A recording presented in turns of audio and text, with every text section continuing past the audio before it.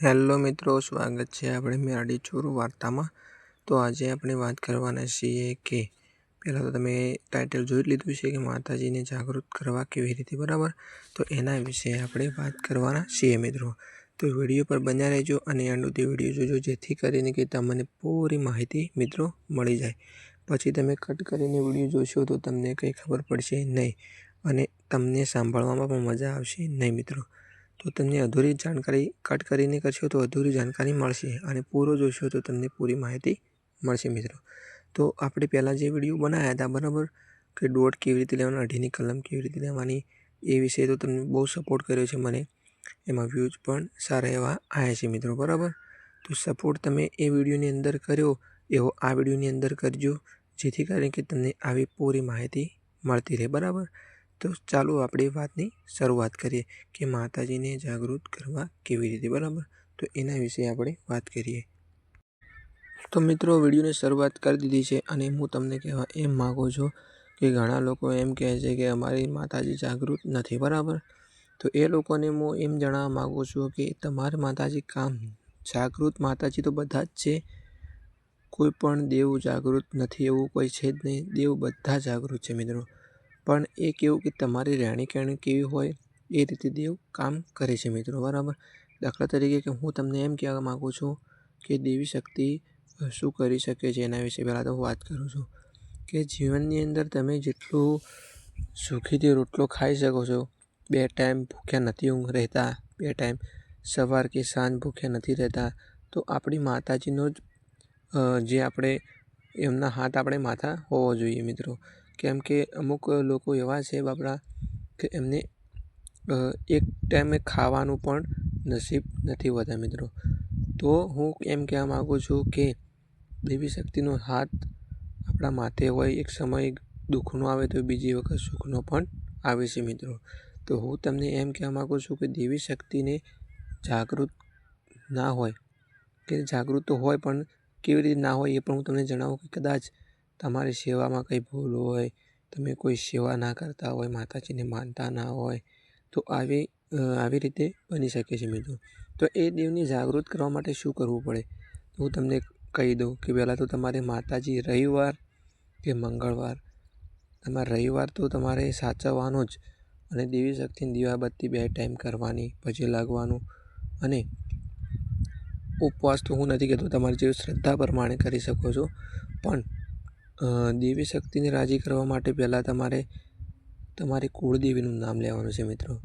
હા, તમારી કુળદેવીની સેવા કરવાની ખૂબ જ જરૂર છે મિત્રો।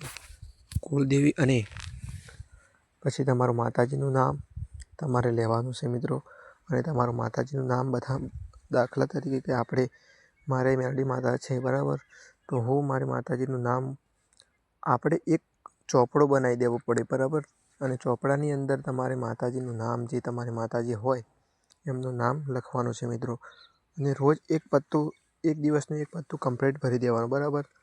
એટલે તમારે માતાજીના જે નામ લેવાના, વાતમાં તમારા માતાજીનું નામ તમારા મોઢે આવી જશે। અને જે તમારી કોઈ ખોટી આદતો, એટલે કે સિગરેટ કે દારૂ, એવી કોઈ ખોટું લક્ષ હોય એ પણ તમારે છૂટી જશે મિત્રો। પણ તમારે દેવી શક્તિનું નામ લેવાનું છે અને રામ, જય શ્રી રામ એવું તમે ચોપડામાં પણ લખશો, અને જેટલું રામનું નામ મોઢા આવશે મિત્રો એટલું તમારું દેવ જાગૃત થશે મિત્રો, બરાબર। તો તમારે કરવાનું કંઈ નથી, તમારા કુળદેવીનું નામ તો લેવાનું જ છે અને એક ચોપડો બનાવી દેવાનો છે, એના અંદર જય શ્રી રામ, રામનું મોઢું લેવું ખૂબ જ સારું મિત્રો। અને રામનું નામ જપવાથી તમારા કષ્ટ હોય એ દૂર થાય છે મિત્રો। અને રામ ભગવાનનું નામ લેવાથી તમારા જીવનની અંદર તમે એક વખત ટ્રાય મારી જુઓ। અને મેં વધારે નથી કહેતો કે તમારે 12 મહિના જય શ્રી રામ એક પત્તું ડેલી રામ રામ રામ રામ કરીને ભરવાનું છે મિત્રો। તમારો દેવ પણ જાગૃત થશે મિત્રો।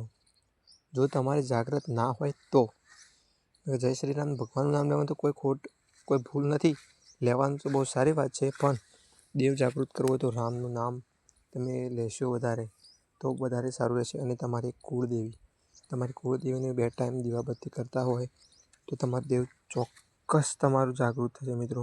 જે આપણે ખોખાર મેળવીના વિડીયો જોઈએ છીએ એમનું કહેવું પણ એવું જ હોય છે કે તમારે રામનું નામ મોઢે વધારે લાવવાનું છે મિત્રો. તો આ રીતે તમે કરશો તો તમને ખૂબ જ ફાયદો થશે મિત્રો.